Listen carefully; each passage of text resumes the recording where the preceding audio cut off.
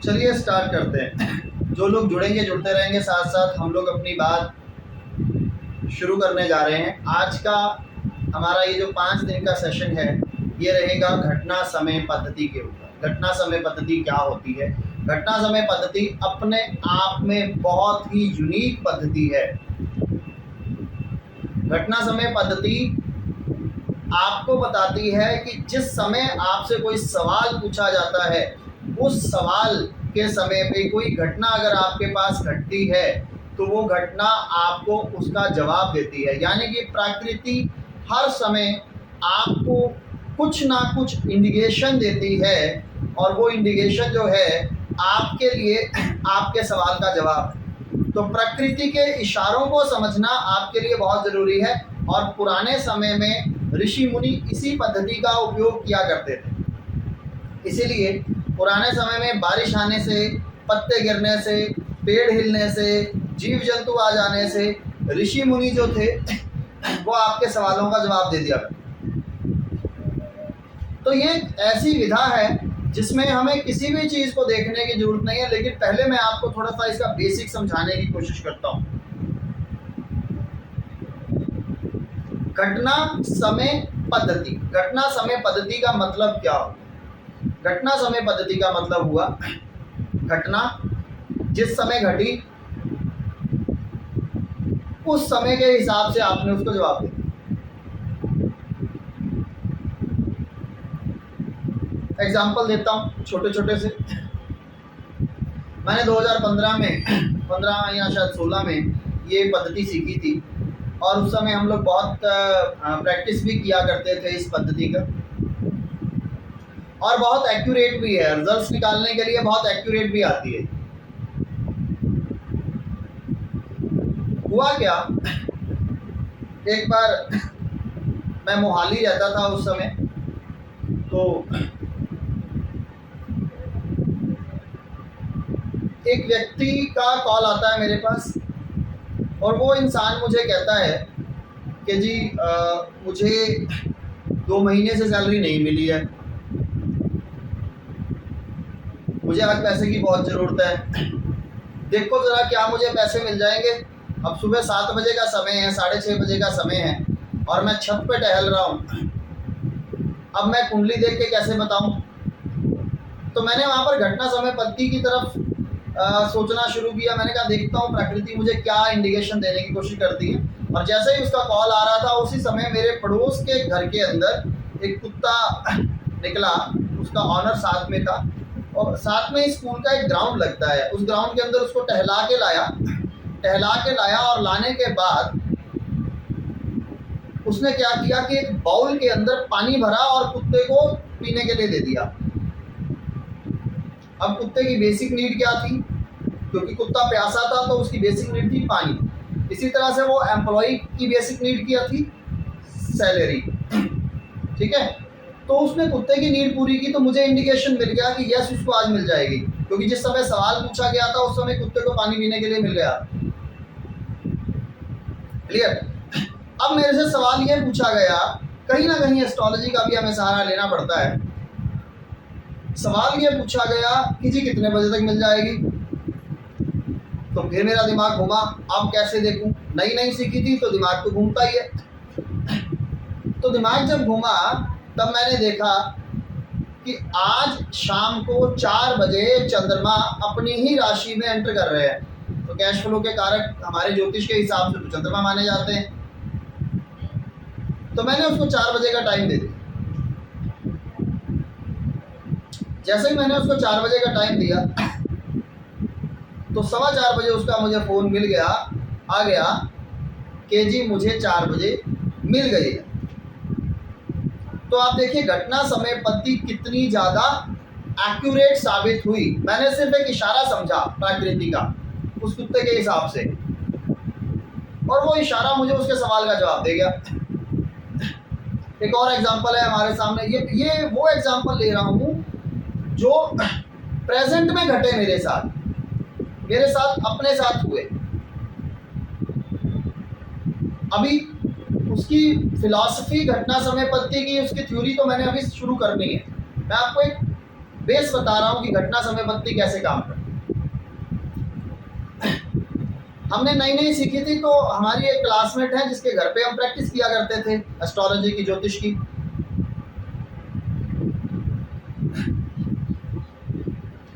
तो हम प्रैक्टिस कर रहे थे,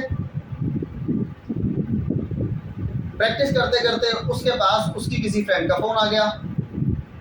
अब जैसे ही उसके पास उसकी किसी फ्रेंड का फ़ोन आया, तो उसकी फ्रेंड का सवाल था कि मेरी बेटी ने इंजीनियरिंग के लिए एग्ज़ाम दिया, क्या उसका एडमिशन उस इंजीनियरिंग कॉलेज में हो जाएगा?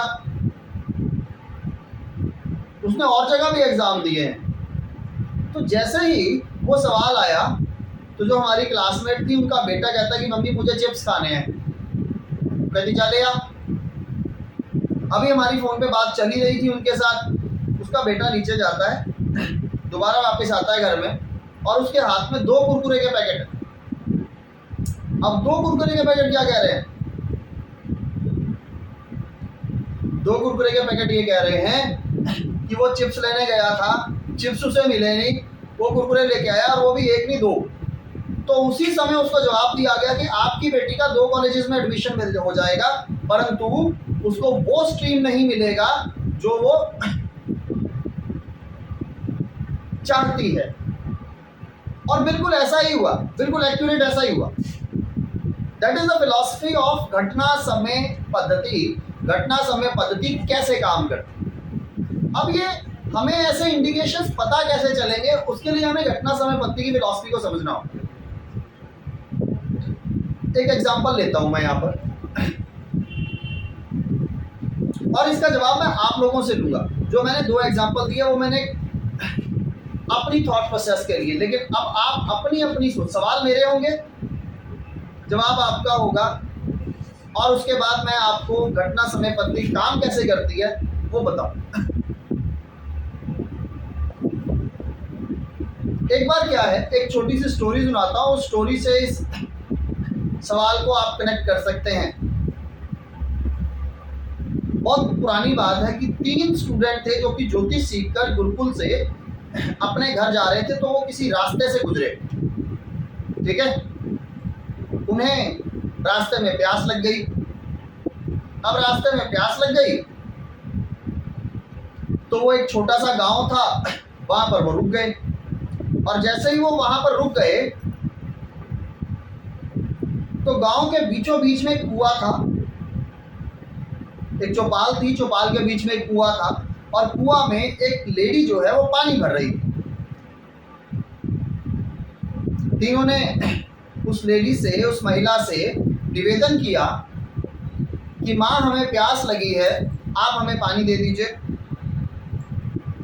महिला दयालु थी, उसने कहा जी बिल्कुल, मैं आपको पानी पिला देती हूँ। लेकिन जैसे ही वो पानी पिला, पुराने समय में तो बाल्टी से खींचते थे ना, जब चौपाल में कुआं हुआ करते थे,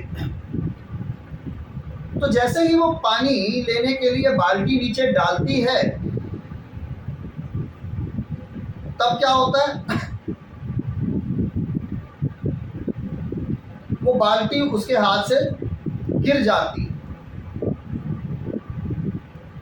भरा हुआ पानी खींच रही थी, लेकिन रस्सी छूटी हाथ से, बाल्टी भी नीचे जा गिरी।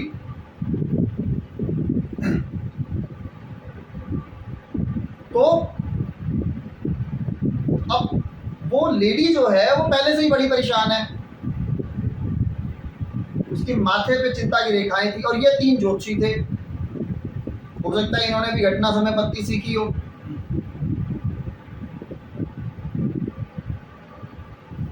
ये 3 ज्योतिषी थे, इन्होंने पूछ ही लिया कि आप क्यों परेशान हैं, हड़बड़ाहट में आपके हाथ से बाल्टी भी जो है वो नीचे गिर रही है। तो उस महिला ने कहा कि आप वेशभूषा से मुझे ज्योतिषी लगते हैं, विद्वान लगते हैं, मेरा बेटा विदेश गया हुआ है, और 3 दिन पहले खबर आई थी कि वो गलत संगत में पड़ गया है। 3 दिन पहले खबर आई थी कि वो गलत संगत में पड़ गया है, पड़ गया था और वहां से छूटकर अब वो घर वापस आ रहा है, किंतु वो अभी तक वापस नहीं आया।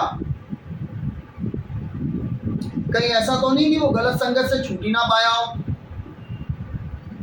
अब आप विद्वान हैं तो आप मुझे ये बताइए कि मेरा बेटा वापस कब तक आ जाएगा।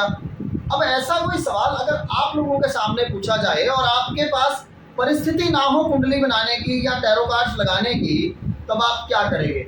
उस समय पर काम करती है घटना समय पद्धति। जिस समय कोई सवाल पूछा गया उस समय होने वाली घटना से आप उस सवाल का जवाब कैसे निकाल लेते हैं, बहुत बड़ा फैक्टर है। इसके पीछे बहुत सारे फैक्टर्स मैं आपको अगले 5 दिन में समझाने वाला हूं। महिला इतनी परेशान थी कि उसके हाथ से बार बार बाल्टी छूट रही, रस्सी छूट रही थी, बाल्टी दोबारा कुएं में गिर रही थी, फिर वो भरती, फिर छूट जाती, फिर कुएं में गिरती। तो ये घटना वो तीनों विद्यार्थी देख रहे थे। अब तीनों ने क्या किया? तीनों ने सवाल का आंसर देना शुरू किया। तीनों ने फलादेश किया। उन्होंने भी घटना समय पद्धति सीखी होगी। फलादेश करके क्या हुआ? पहला बोला, मुझे लगता है कि आपका बेटा अब कभी वापस नहीं आएगा। इन पॉइंट्स को नोट करिएगा। पहले ज्योतिषी का सवाल आंसर क्या था कि आपका बेटा कभी वापस नहीं आएगा। ये पॉइंट नोट कर लीजिए। दूसरा बोलता है, मुझे लगता है कि आप अगर कुछ उपाय करें तो कुछ दिनों में आपका बेटा वापस आ जाएगा। और तीसरा बोला, माता आप चिंता मत करिए, आपका पुत्र उस संगत से छूटकर घर के लिए निकल चुका है और शाम तक वापस आ जाएगा। 3 पॉइंट नोट किया आपने? तीनों पॉइंट नोट किए? अब आप मुझे ये बताइए कि इन तीनों में से सही कौन सा है? पॉइंट समझना पड़ेगा आपको। मैं आपको समझाता हूं। महिला की चौपाल पर वहां का सरपंच भी सुन रहा था इस बात को। उसे बड़ा ताज्जुब हुआ कि 3 ज्योतिषी, कहा जाता है ना कि एक ज्योतिषी ने ये कह दिया, दूसरे ने ये कह दिया, तीसरे ने ये कह दिया, तो सही कौन सा? लोग ज्योतिषियों पे बिलीव नहीं करते हैं इसी वजह से कि सबकी स्टेटमेंट अलग अलग होती है, राइट? लेकिन ज्योतिष गलत कभी नहीं है, सबका सेंस ऑफ ह्यूमर अलग अलग हो सकता है। 3 ज्योतिषी एक ही गुरुकुल से पढ़कर आए हैं और तीनों ने ही उसके जवाब जो है प्रश्न के हिसाब से तीनों ही जवाब जो है वो अलग अलग दिए। माइक म्यूट कर लीजिए आशु जी अपना।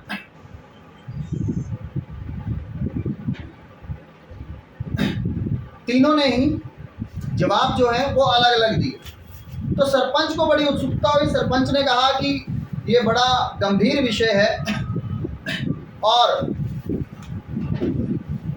जब तक इसका बेटा वापस नहीं आ जाता मैं आपको यहाँ से नहीं जाने दे सकता। जैसा कि विद्वानों ने ये कहा है कि आज शाम तक बच्चा आ जाएगा, तो आज आपसे निवेदन है कि आप आज इसी गांव में विश्राम कीजिए हमारे मेहमान बनकर। देखते हैं कि इसकी भविष्यवाणी सत्य होती है, आपके पूरे मान सम्मान का ख्याल किया जाएगा।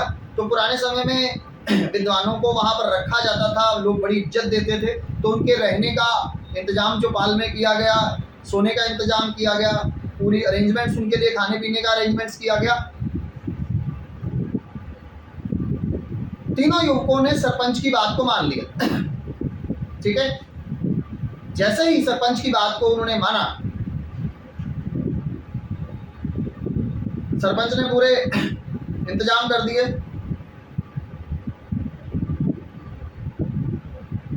और शाम को जो तीसरा विद्वान उसकी बात सच हो गई। शाम को उसका बेटा घर वापस आ गया। अब तीनों की स्टेटमेंट आपके पास भी लिखी हुई है। शाम को उसका बेटा जो है वो घर वापस आ गया। कैसे घर वापस आया? सरपंच ने क्या किया था कि सरपंच ने तीनों विद्वानों ने ऐसा क्यों कहा, वो आंसर लिखवा लिए थे पहले ही, आपने ऐसा क्यों कहा, तो सरपंच ने तीनों के आंसर पढ़ के सुनाए सबको। पहले का आंसर क्या था, जो पहली स्टेटमेंट मैंने आपको बताई, पहले का आंसर क्या था, जिस प्रकार वापस नहीं आएगा, हाँ, जिस प्रकार मैं जल के लिए प्यासा था, जिस प्रकार मैं जल के लिए प्यासा था, उसी प्रकार ये महिला भी अपने पुत्र के लिए प्यासी थी। और कुएं से जब जल निकाला जा रहा था तो वो बाल्टी बार बार नीचे गिर रही थी, वो बाल्टी बार बार नीचे गिर रही थी, तो मुझे तो पानी नहीं मिल पाया, ठीक, मुझे पानी पीने में दिक्कत आ रही थी। तो तब मैंने आपको ये कहा कि इनका पुत्र वापस नहीं आ पाएगा, मुझे जल प्राप्त होते होते बार बार वापस जा रहा था, इसलिए मैंने ये स्टेटमेंट दी। अब दूसरे का आंसर क्या था, दूसरे ने कहा कि अगर कुछ उपाय किए जाएं, अगर कुछ पर्टिकुलर उपाय किए जाएं तो आपका पुत्र वापस आ सकता है, आपका पुत्र वापस आ सकता है। अब उसने ये क्यों कहा, उसने कहा कि बाल्टी तो पानी में दोबारा जा रही थी वापस, लेकिन जब दोबारा प्रयास किया जा रहा था तो वापस भर के वापस भी आ रही थी, और अंत में वो निकली भी वापस, हमें पानी भी मिला।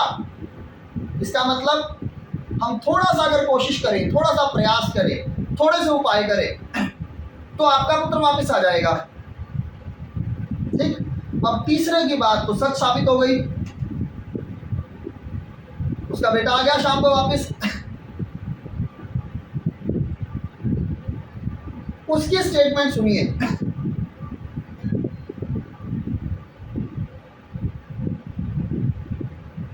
तीसरे की स्टेटमेंट क्या थी, जब महिला घड़े से जल निकालने का प्रयास कर रही थी, महिला घड़े से जल निकालने का प्रयास कर रही थी, देखो ये गिलास मेरे सामने है, ये गिलास आप देख रहे हैं, इस गिलास का आधा हिस्सा खाली है, कुछ लोग ऐसे देखेंगे, कुछ इस गिलास का आधा हिस्सा भरा हुआ है, कुछ ऐसे देखेंगे, दो अलग अलग नजरिए होते। तो जो दो पहले वाले विद्वान थे उन्होंने अपने नजरिए से सोचा, लेकिन इस तीसरे व्यक्ति ने अपने नजरिए से सोचा। ये महिला कुएं में से पानी को अलग करने की कोशिश कर रही थी, पॉइंट समझने की कोशिश कीजिएगा। ये महिला पानी में से पानी को अलग करने की कोशिश कर रही थी, लेकिन वो पानी अलग नहीं हो रहा था क्योंकि बाल्टी वापस उस पानी में जाके मर्ज हो रही थी, राइट। तो उसने कहा कि जिस प्रकार पानी जल चंद्रमा ही होता है, माँ ही होती है ना, जिस प्रकार वो पानी अपने अंश में से अपना अंश अलग नहीं होने दे पा रहा है, इसी तरह से इस माँ का पुत्र भी इसके अंश से अलग नहीं होगा, वो वापस आ जाएगा। तो एक स्टेटमेंट उसकी ये आई। अब उसने भी संध्या का समय क्यों बताया, जैसे ये इसी कहानी से मेरे को उस दिन याद आया, कुत्ते वाली स्टोरी जो मैंने आपको सुनाई थी, इसी कहानी से याद आई थी। उस व्यक्ति ने संध्या का समय क्यों बताया, क्योंकि जैसे पानी वापस पानी में मिल रहा था, बाल्टी वापस पानी के अंदर मर्ज हो रही थी, उसी प्रकार से चंद्रमा भी शाम को 4 बजे स्वराशि में एंटर कर रहा था, या 4 बजे 5 बजे जो भी, उसी दिन चंद्रमा कर्क राशि में एंटर कर रहा था, यानी कि चंद्रमा भी अपने घर वापस आ रहा था, अपनी राशि में आ रहा था। तो इन्होंने भी कह दिया कि जिस प्रकार पानी से पानी अलग नहीं हो रहा है और चंद्रमा अपनी राशि में अपने घर में एंटर कर रहा है, उसी प्रकार से वो बच्चा इस माँ से अलग नहीं होगा और वो भी आज शाम तक वापस आ जाएगा। अब तीनों की स्टेटमेंट अलग अलग, तीनों ने बातें अलग अलग की, तो तीसरे की बात सत्य साबित हो गई, क्योंकि उसने उसको पॉजिटिव डायरेक्शन से देखा, पॉजिटिव एंगल से सोचा, पॉजिटिव पहलू से देखा। तो ये एक बड़ा विचित्र सा कंसेप्ट था। लेकिन मैं आपको बता देता हूँ कि घटना समय पद्धति को, मैंने जैसे आपको एक एग्जांपल दिया कि ये एक गिलास है, इसमें से आधा भरा या आधा खाली, आप उसको किस एंगल से देखते हैं? आप आधा खाली को देखते हैं या आधे भरे को देखते हैं? इसी तरह से जब हम ज्योतिष की बात करते हैं या प्रश्न शास्त्र के किसी एंगल की बात करते हैं, तो हमें उसके पॉजिटिव और नेगेटिव दोनों पहलुओं को देखना होगा। लेकिन अगर हम पॉजिटिवली सोचें तो उसके रिजल्ट हमें बहुत ज़्यादा एक्यूरेट आते हैं, क्योंकि प्रश्न शास्त्र हमें पॉजिटिव सोचने पर विवश करता है। ज्योतिष में वो आप लोगों को ज्योतिष आती होगी, सभी को थोड़ी बहुत ही तो आती ही होगी। मैं आपको आज ये एक तो छोटा सा एग्जांपल मैंने दिया था, अभी मैंने घटना समय पद्धति की फिलॉसफी आपको नहीं समझाई है, मैंने एक छोटा सा एग्जांपल दिया। आप इस एंगल से घटना समय पद्धति को सीख सकते हैं, समझ सकते हैं। आपको सिर्फ अपने दिमाग के घोड़ों को खोलना होगा, इसमें कुंडली देखने की जरूरत नहीं। लेकिन इसकी फिलॉसफी मैं आपको ज्योतिष के माध्यम से ही सिखाने वाला हूँ। इसकी फिलॉसफी मैं आपको ज्योतिष के माध्यम से ही सिखाने वाला हूँ, और ज्योतिष के माध्यम से सिखाने के लिए मैं आपको बोर्ड पे कॉन्सेंट्रेट करवा रहा हूँ, बोर्ड पे लेकर आ रहा हूँ, और बोर्ड पे समझिएगा कि घटना समय पद्धति कैसे काम करती है। घटना समय पद्धति को समझने के लिए हमें दो चीजों को समझना बहुत जरूरी है। पहला, आपका प्रत्यक्ष दृष्टिकोण, और दूसरा आपका अप्रत्यक्ष दृष्टिकोण। प्रत्यक्ष दृष्टिकोण क्या होता है? प्रत्यक्ष दृष्टिकोण होता है आपको जो दिखाई दे रहा है आप उसको समझ रहे हैं, और अप्रत्यक्ष दृष्टिकोण होता है जो आपको दिखाई नहीं दे रहा है, आप उसको समझने की कोशिश कर रहे हैं। और जब आप अप्रत्यक्ष दृष्टिकोण को समझने की कोशिश करते हैं, जब भी आप अप्रत्यक्ष दृष्टिकोण को समझने की कोशिश करते हैं, तो आप उसकी जड़ तक चले जाते हैं। तो घटना समय पद्धति वो अप्रत्यक्ष दृष्टिकोण है जिसे आपको समझना है, सीखना है। और अगर आप इस अप्रत्यक्ष दृष्टिकोण को समझ पा रहे, यानी कि indirect view of circumstances, indirect views of circumstances, परिस्थिति की छिपी हुई जो तथ्य हैं, अगर आप उसको समझ पाते हैं तो आप घटना समय पद्धति से किसी की भी एक्यूरेट प्रेडिक्शन कर सकते हैं। इसके लिए आपको किसी कुंडली को देखने की जरूरत नहीं। लेकिन ये घटना समय पद्धति मैंने आपको पहले ही बताया कि पुराने समय में ऋषि मुनि इसको देखते थे। और क्यों देखते थे, मैं आपको एक जन्म कुंडली बनाऊंगा यहाँ पर और आपको समझाऊंगा। मैं जन्म कुंडली एक्सप्लेन नहीं करने वाला, मैं सिर्फ आपको एक रिव्यू दिखाऊंगा कि प्रत्यक्ष दृष्टिकोण क्या है और अप्रत्यक्ष दृष्टिकोण क्या है। ठीक है, जिनको ज्योतिष आती है वो बहुत अच्छे तरीके से समझ जाएंगे, जिनको नहीं समझ आती वो और भी अच्छे तरीके से समझ जाएंगे। मतलब इसके लिए ज्योतिष आना जरूरी नहीं है, सिर्फ एक मोटा मोटा ओवरव्यू ज्योतिष का पता होना चाहिए। मैं घर भाव नहीं, सिर्फ पता होना चाहिए भी कुंडली क्या है, दैट्स ऑल। ठीक है, तो प्रत्यक्ष और अप्रत्यक्ष को समझने के लिए हमें बोर्ड पे फोकस करना है। ठीक है, तो चलिए फोकस करते हैं।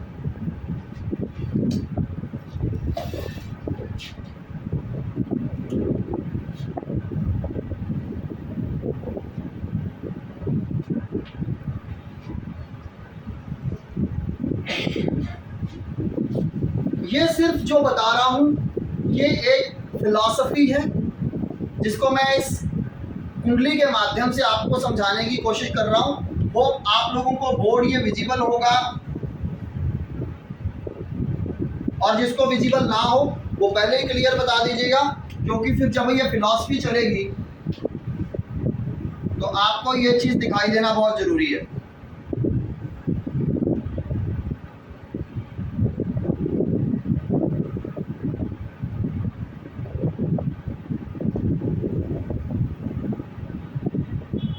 ये विजिबल है कुंडली आपको? क्लियर है?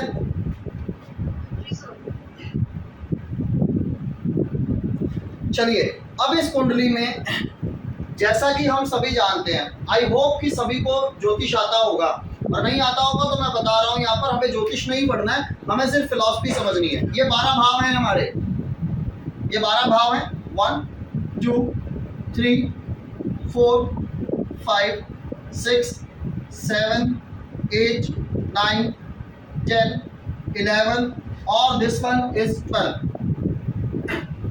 12 भाव हैं।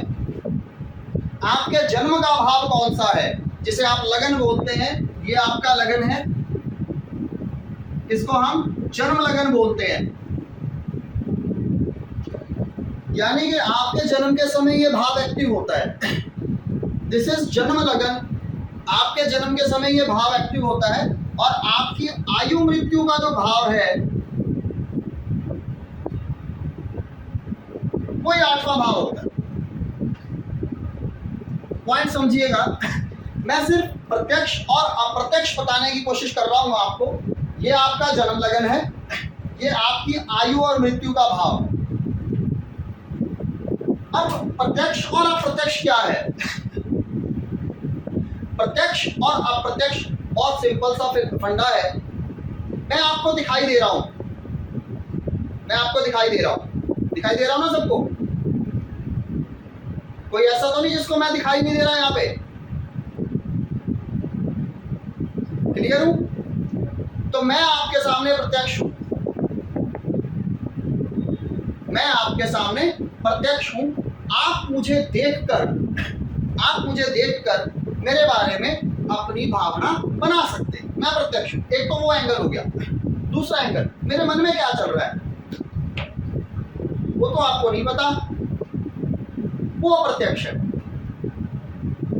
फर्स्ट, इसको दूसरे व्यू से देखते हैं, इसको दूसरे एंगल से देखते हैं। मैं जीवित हूं तो मैं आपको दिखाई दे रहा हूं, मैं प्रत्यक्ष हूं। लेकिन मेरे मरने के बाद, मेरे इस दुनिया से जाने के बाद मैं अप्रत्यक्ष हो जाऊंगा, मैं अप्रत्यक्ष हो जाऊंगा। अप्रत्यक्ष होने का मतलब क्या है? कि मैं आपको दिखाई नहीं दूंगा, लेकिन मैं रहूंगा, क्योंकि आत्मा कभी नहीं मरती। मैं रहूंगा इस धरती पर, या जहां भी रहूंगा मेरी आत्मा जीवित रहेगी। वो अप्रत्यक्ष है, वो अप्रत्यक्ष है। प्रत्यक्ष मेरा शरीर और अप्रत्यक्ष मेरे आत्मा, या प्रत्यक्ष मेरा शरीर, अप्रत्यक्ष मेरा मन। दोनों एंगल आप समझ सकते हैं। और हमारी जन्म कुंडली भी प्रत्यक्ष और अप्रत्यक्ष को इंडिकेट करती है। और घटना समय पद्धति एक ऐसी पद्धति है जो आपको अप्रत्यक्ष चीज, किसी पेड़ से पत्ता गिर रहा है वो आपको दिखाई दे रहा है, वो प्रत्यक्ष है। लेकिन वो पत्ता गिरते हुए आपको मैसेज क्या दे रहा है, वो अप्रत्यक्ष है। उसी मैसेज को समझना है हमें। प्रकृति में बहुत सारी चीजें आपको घटित होती हुई दिखाई देगी। आपके पास कोई बंदा सवाल करने के लिए आया, कोई जातक आपके पास सवाल करने के लिए आया, और उसी समय कोई दूसरा व्यक्ति आता है जो आपको मिठाई का डिब्बा दे जाता है। वो मिठाई का डिब्बा प्रत्यक्ष है कि उसके घर में कोई अच्छी चीज हुई है, वो आपको मिठाई दे गया, वो प्रत्यक्ष है, वो दिखाई दे रहा है। सब कुछ हो जाएंगे, बाजी बाजी लो जी, मिठाई खाओ जी, मुंह मिठा करो जी। लेकिन अप्रत्यक्ष क्या है? वो मिठाई किस चीज का इंडिकेशन है?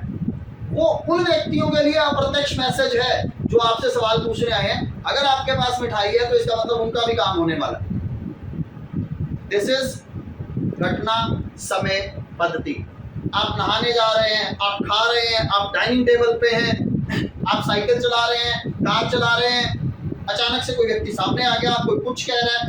हर घटना हमारे आसपास में जो हो रही है, हर घटना जो हमारे आसपास हो रही है, वो हमें दो एंगल से देखनी है।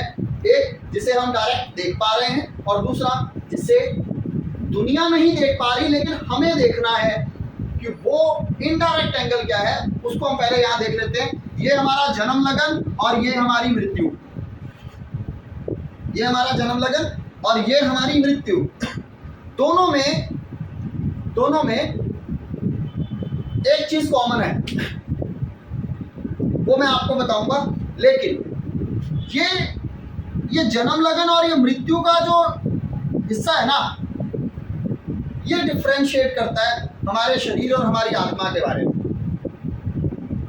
ये जो एंगल है ना, ये एंगल, ये मैंने एक लाइन खींची यहां पर,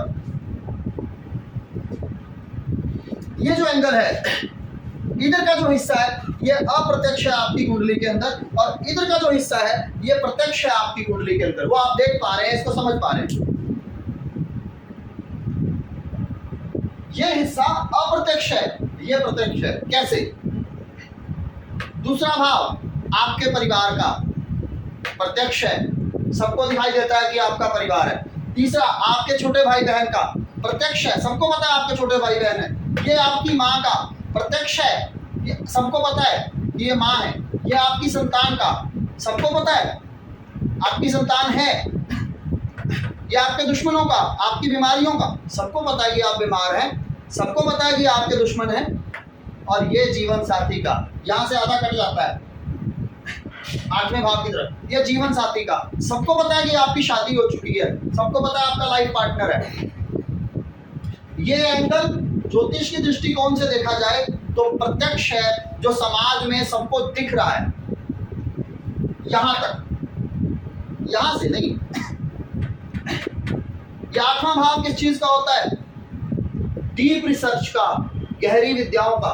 दुनिया को नहीं पता, दुनिया को नहीं पता कि मैंने कितनी सिद्धियां की होंगी, दुनिया को नहीं पता कि मेरे पास कितनी नॉलेज है, नहीं पता जब तक मैं उनको खुद ना बता दूं।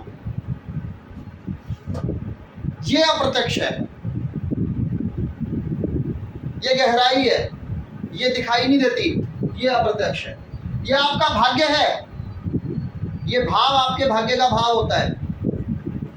मुझे नहीं पता मेरे साथ अगले मिनट में क्या होने वाला है, मेरी किस्मत में क्या लिखा है, ये अप्रत्यक्ष है। ये कर्म का भाव है। मुझे नहीं पता कि अगले 2 साल में मैं कैसे कर्म करने वाला हूं, लो, ये अप्रत्यक्ष है। ये इनकम का भाव है। मुझे नहीं पता कि अगले 6 महीने में मेरी इनकम कितनी होने वाली है, नो, ये अप्रत्यक्ष है। और मुझे नहीं पता अगले 2 महीने में कितना ज्यादा खर्चा मेरे सर पे आएगा या कितना नुकसान मुझे होगा, ये भी अप्रत्यक्ष। समझे इस एंगल को कि ज्योतिष भी प्रत्यक्ष और अप्रत्यक्ष में 2 हिस्सों में बटी हुई है।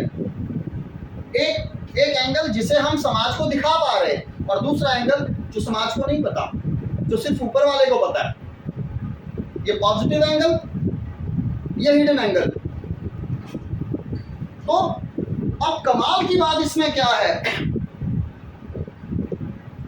ये लगन और अष्टम भाव आपकी ज्योतिष के हिसाब से, मैं फिर बता रहा हूं, मैं यहाँ आपको एस्ट्रोलॉजी नहीं पढ़ाऊंगा, मैं सिर्फ एक एग्जांपल सेट करने की कोशिश कर रहा हूं यहाँ पर कि आपको घटना समय पद्धति को प्रत्यक्ष और अप्रत्यक्ष में से कैसे चूज करना है। वो धीरे धीरे आपको अगले 4 लेक्चर्स 5 लेक्चर्स में आ जाएगा सारा कुछ। ये लगन और ये अष्टम भाव, व्यक्त और अव्यक्त, प्रत्यक्ष और अप्रत्यक्ष, डायरेक्ट और इनडायरेक्ट, दोनों के बीच में एक रेखा खींचता है। पहला पॉइंट ये आया, ठीक है। दूसरा, अगर आप लोगों में से एस्ट्रोलॉजी कितनों को आती है, मैं एक सवाल पूछ रहा हूं आपसे, आप लोगों में से ज्योतिष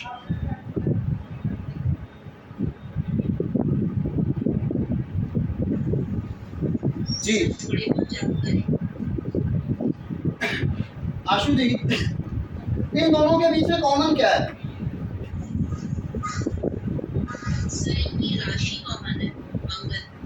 हाँ, इनकी राशि का स्वामी कॉमन है।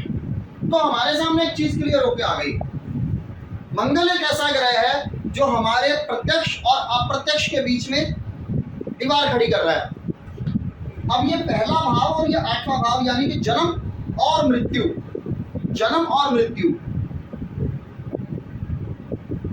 ये ऐसे भाव हैं जो प्रत्यक्ष भी हैं और अप्रत्यक्ष भी हैं। जब तक आप पेट में होते हैं तब तक आप अप्रत्यक्ष हैं, पता नहीं लड़का होगा या लड़की होगी। जब तक आप अपने पेट में हैं तब तक आप अप्रत्यक्ष हैं, पता नहीं लड़का होने वाला है या लड़की होने वाली है। लेकिन जब आप प्रकट हो गए, आपका जन्म हो गया, तो आप प्रत्यक्ष हैं। तो ये आपका जन्म का भाव दोनों बातों को रिप्रेजेंट करता है। और ये 8वां भाव भी दोनों चीजों को रिप्रेजेंट करता है।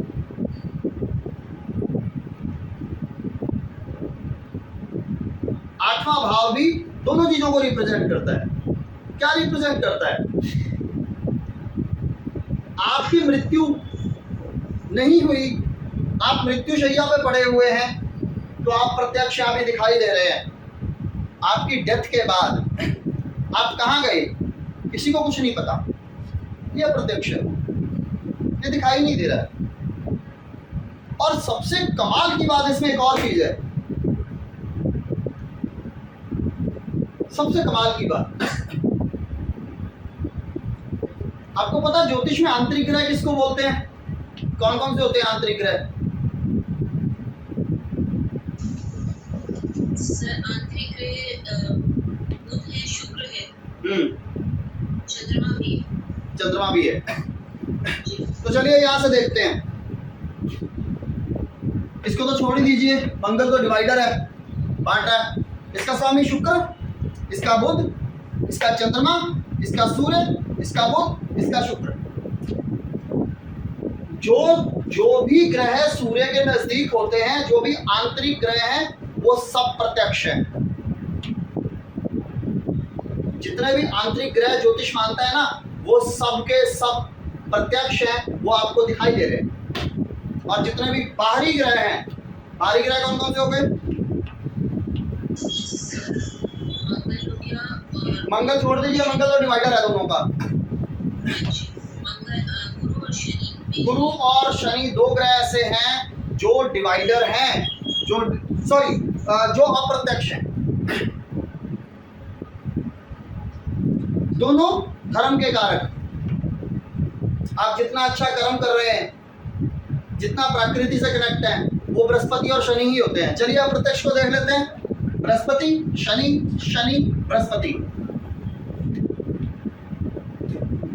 तो एक फिलॉसफी और क्लियर हो गई कि जितने भी आंतरिक ग्रह हैं वो हमारी प्रत्यक्ष स्थिति को दिखा रहे हैं, और जितने बाहरी ग्रह हैं वो अप्रत्यक्ष स्थिति को बता रहे हैं।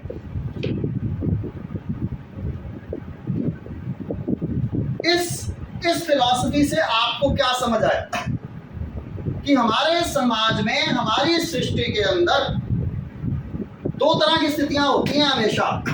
एक जो हमें दिखाई दे रही है और दूसरी जो हमें दिखाई नहीं दे रही है। किसी को देखकर, किसी को किसी भी तरह से देखकर आप कुछ भी अनुमान लगा सकते हैं, लेकिन एक्चुअल स्थिति क्या है उसे समझना, उसे परखना, उसे जानना अप्रत्यक्ष स्थिति है। और घटना समय पद्धति जो है, घटना समय पद्धति जो है आपके साथ हमेशा अप्रत्यक्ष स्थिति पर ही काम करती है। जो दिखाई दे रहा है वो नहीं होगा, आपको उसके दूसरे एंगल को सोचना और समझना, आपको देखना पड़ेगा। दैट इज घटना समय पद्धति। और इसमें सीखने वाला कुछ भी नहीं है, कोई फिलॉसफी नहीं है सीखने वाली। मैं आपको एग्जांपल सेट करता रहूंगा और आप देखिएगा कितनी जल्दी सीख जाएंगे इसको। कुछ भी ऐसा नहीं है घटना समय पद्धति को सीखने के लिए कि हमें समझना पड़े, रट्टा मारना पड़े या सीखना पड़े। सिर्फ हमें दिमाग लगाना है, उस एंगल से, उस नजरिए से, अपने अंतर्मन से, अपने इंट्यूशन से उसको सीखना है, समझना है। आप घटना समय पद्धति सीख सकते हैं। 100% एक्यूरेट काम करती है, 100% इसके रिजल्ट्स हैं। और सबसे बड़ी बात, किसी चीज़ की कोई ज़रूरत नहीं है, कहीं भी किसी भी परिस्थिति में आप इस प्रश्न का सवाल का जो जवाब है आप दे सकते हैं। घटना समय पद्धति का कंसेप्ट जो है अपने आप में एक यूनिक कंसेप्ट है। तो यहाँ पर पहले मैं आप लोगों से ही बात कर लेता हूँ कि यहाँ पर आपको ये चीज़ समझ आ गई, यहाँ पे कोई डाउट या किसी भी तरह का कुछ वो तो नहीं है हो सकेगी। तो हमें इस चीज़ को समझना होगा और मैं आज की जो क्लास है उसमें इसी चीज़ पे आपसे डिस्कस करने वाला हूँ, क्योंकि इसकी फिलॉसफी को मैं अगले 4 क्लासेस में आपको समझाऊंगा और आपको आसानी से समझ आ जाएगी। तो आपका व्यू इस घटना समय पद्धति को लेकर अलग अलग, मैं आप सबसे जानना चाहूँगा कि अलग अलग आपका व्यू क्या है कि घटना समय पद्धति एक्चुअल में होती क्या है। तो कहाँ से शुरू करें? ज्योति जी से करते हैं। ज्योति जी, क्या व्यू है आपका कि घटना समय पद्धति में आज की क्लास में आपने क्या सीखा? क्योंकि ये पद्धति भी डिस्कशन से ही आती है, ये थ्योरी बेस पे नहीं है। ये आपको क्या लगता है? ज्योति जी बताइए, कैसे काम करती है घटना समय पद्धति? क्या समझे आज की क्लास से आप?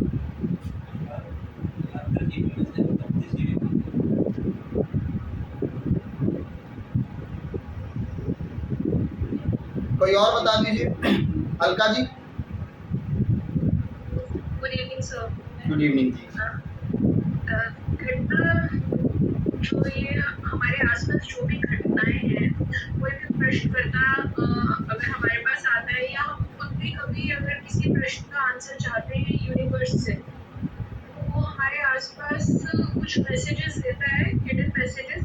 उसको एनालिसिस करना है उस टाइम पे, उस सवाल का जो आंसर है हमारे को उससे मिल सकता है। जैसे एक बार छोटा सा इंसिडेंट है, मेरे पास एक सुबह क्लाइंट आए, उनका बेटा रात से लापता था। 5:30-6 बजे आए वो सुबह घर पे, और वही आप वाली बात थी, इतनी सुबह कौन लैपटॉप और वो सब चीज़ें लेके बैठा होता है। पैनिक थी सिचुएशन भी। उसी टाइम जैसे मैंने उसको खोली मैंने रजिस्टर बनाया हुआ है जिसमें हर किसी का ना एक छोटा सा मैं ब्रीफ रखती हूँ अपने पास। तो मैंने वो जैसे ही खोला, मैंने कहा अभी सुबह बिल्कुल मन नहीं है लैपटॉप खोल के पूरा अच्छे से डालने का। जितने भी मेरे पास कैट्स रहती हैं हमेशा, वो कैट आई और उस बच्चे की जन्म कुंडली के ऊपर उसने पंजे से ऐसे वो पीलियाँ करती है ना, स्क्रैच करना शुरू कर दिया। मुझे उसी टाइम आइडिया लग गया कि ये जो बच्चा है ये बिल्कुल सही नहीं है, और क्योंकि वो उसने टॉर कर दिया, फाड़ दिया उसका पेज। तो मैंने कहा कि वो नहीं है इस दुनिया में। बिल्कुल ठीक कहा। और ये बात सच हुई। 9-9:30 बजे तक उस बच्चे की डेड बॉडी मिल गई, और ये मतलब मेरे लिए बहुत ही दुखद घटना थी। मगर जो प्रकृति ने मुझे दिया वो मैंने उसको बताया उस टाइम। बताइए गौरी जी, आपने क्या सीखा आज के लेक्चर से? क्या पता लगा आपको कि घटना समय पद्धति क्या होती है और कैसे काम करती है?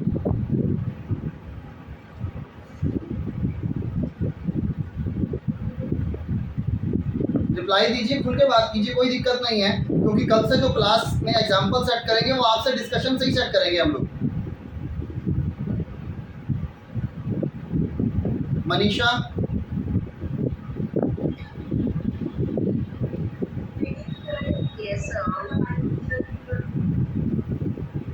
हाँ जी, गौरी जी बोल रही हैं। मनीषा आप बताओ, क्या है घटना समय पद्धति? आज के लेक्चर का क्या मैसेज है?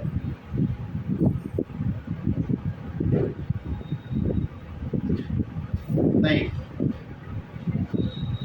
फर्स्ट डे है इसलिए हेजिटेशन हो रहा है सबको, मुझे लगता है। अमन। सर मुझे तो बहुत अच्छी लगी ये क्लास अटेंड करके, कुछ नया सीखने को मिला। पर सीखा क्या? बहुत यूनिक। सर ये सीखा कि आसपास जितने भी हमारे इंसिडेंट्स होते हैं उनसे हमें हमारे आंसर मिल सकते हैं। सबसे इम्पोर्टेंट चीज़ हम सोच सकते हैं कि अगर ये चीज़ हुई है, जैसे तो मेरा एकदम मुझे लगा कि मेरा दूध का पतीला एकदम रात को पूरा का पूरा हाथ से छूट गया। तो नेक्स्ट डे मेरे को दिमाग में आ रहा था कि मेरे घर में कुछ गलत होने वाला है या मुझे कोई ऐसी न्यूज़ मिलेगी। तो मैंने आपको याद है उसके हॉस्पिटल में एडमिट है, सिर्फ उनके प्राण अटके पड़े हैं, उनके अचानक ही एडमिट हो गए। तो मतलब दूध पीने से मुझे ये, क्योंकि मम्मी मेरा कहते हैं दूध पीना अच्छा नहीं होता, तो मैंने अपना दिमाग ऐसे ही, मुझे कुछ लगा कि नहीं कुछ गलत हो। तो नेक्स्ट डे मुझे कॉल आया मदर का कि ऐसे मासी मिली थी, बहुत रो रही थी, कह रही थी कि डॉक्टर ने जवाब दे दिया और अचानक ही सब कुछ हुआ। तो उस चीज़ को मैं अभी जो आप कोर्स करा रहे हो उससे रिलेट कर रही हूँ कि मेरे को एक मैसेज था कि कुछ गलत होने वाला है, और वो नेक्स्ट डे वो पिक्चर मेरे सामने आ गई। तो आपके कोर्स से मैंने इस चीज़ को रिलेट किया कि मुझे कोई मैसेज मिला गलत होने का। ऋचा जी, आप क्या समझती हैं आज के जो मैंने आपको जो बताया है घटना समय पत्ती एक्चुअल में क्या है? सर, पहले तो थैंक यू वेरी मच, आपने ये जो क्लास दे रहे हैं आप घटना समय पद्धति पर, ये मुझे काफ़ी अच्छी और इंटरेस्टिंग लगी है। बिकॉज मैंने आपने जैसे पहले भी बात की थी, मैं एक फ्यूचर रीडर हूँ, मैं एकेडमिक रीडर नहीं हूँ, तो मेरे विचारों जो है वो फ्यूचर एक्सरसाइज। तो जैसे कि आप बात कर रहे थे, जब आपने वो घटना की बात करी कि वो 3 एक्सकोलॉजिस्ट थे, वो एक लेडी के पास गए और वो पानी मांग रही थी, पानी मांग रहे थे उससे, तो वो आपने एग्जाम्पल शेयर किया हमारे साथ। तो मैंने जो मुझे फील होता है, मतलब पूरा जो मैंने आज आपका लेक्चर सुना है, पहली बात तो ये है कि it is always reading between the lines. क्योंकि अगर आपके पास कोई आता भी है और आसपास जो है कुछ नहीं हो रहा, तो आदमी के हाव भाव से क्या आप मर्जी से जान पाते, वहाँ लोग आपको वो बात ही बताएंगे जो वो एक्चुअली कहना चाहते हैं। एंड सेकेंडली, जब आपके आज जैसे आपके साथ अगर आपके पास कोई आता है और वो आपसे प्रश्न पूछते हैं, उसमें में कोई मिठाई का डिब्बा लेकर आ गया, तो डेफिनेटली उस आदमी का काम हो जाएगा। बहुत सारी चीजें कई बार ऐसा होता है कि मैं कोई रीडिंग कर रही हूँ, किसी ने आवाज लगा दी या कोई बार बार उसकी कॉल आ रही है, तो मुझे बहुत अच्छे से पता होता है कि जिस आदमी की मैं रीडिंग कर रही हूँ उसका काम नहीं होने वाला। क्योंकि वो इतनी अर्जेंसी होती है सामने वाले की, आपको उसी समय पता लग जाता है कि क्या हो रहा है, क्यों आदमी का काम नहीं हो सकता। हालांकि वो वैसे सामने वाला जो पेरेंट है वो बार 4 5 10 बार वही बात पूछेगा, लेकिन आप अपने ऑब्जर्वेशन के बाद बता सकते हैं कि ये क्यों नहीं हो रहा है। जैसे मैं आपको एक बात आपके साथ शेयर करती हूँ। 3 साल पहले मेरे फादर का बहुत बीमार था, कोलर कैंसर था, तो उनकी हालत काफी खराब थी, डॉक्टर ने भी जवाब दे दिया था।